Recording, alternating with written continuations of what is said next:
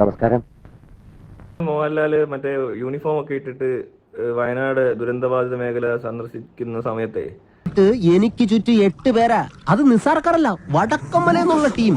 അയാൾക്ക് ചുറ്റും കുറെ പട്ടാളക്കാരും റെസ്ക്യൂ ഓപ്പറേറ്റേഴ്സും നാട്ടുകാരൊക്കെ കൂടി നിന്ന് ഒരു മിനിമം ഒരു 2-3 മണിക്കൂറെങ്കിലും കളഞ്ഞിട്ടുണ്ട്.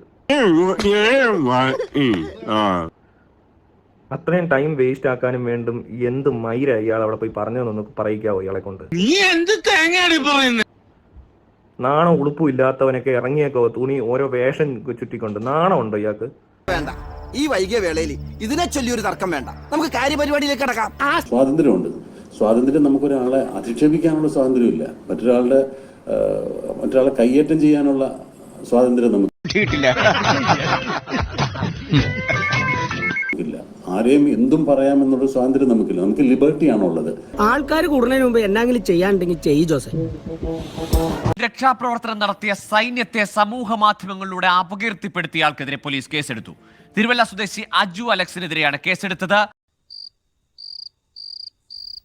മോഹൻലാൽ വയനാട് സന്ദർശിച്ചതുമായി ബന്ധപ്പെട്ടാണ് അധിക്ഷേപ പരാമർശം.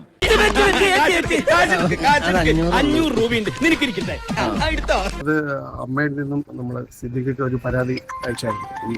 ഇത് മോഹൻലാലിനെ അധിക്ഷേപിച്ചു എന്ന് പറഞ്ഞ പരാതി അയച്ചു. അതിന്റെ അടിസ്ഥാനത്തിലാണ് നമ്മൾ ഭാരതീയരായ സംഹിത 192-296 ബി പ്രകാരം നമ്മള് പിന്നെ കേരള പോലീസ് ആക്ട് 120 ഓ പ്രകാരവും നമ്മൾ കേസെടുത്തു.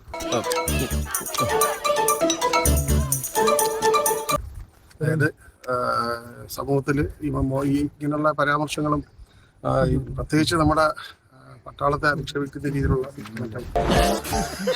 അല്പം താമസിച്ചു പോയി. താമസിക്കാൻ നിങ്ങളൊക്കെ ആരാണോ ഇത്? നല്ല കഥ.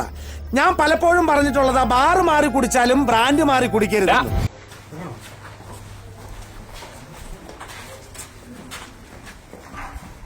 അങ്ങോട്ട് കൂടി അപ്പഴേ നിങ്ങൾ കുറച്ചങ്ങോട്ട് മാറിയെന്നേ. ഒന്ന് മാറിയേട്ടാ. ജോസിന് ഇച്ചിരി കാറ്റ് കൊള്ളട്ടെ.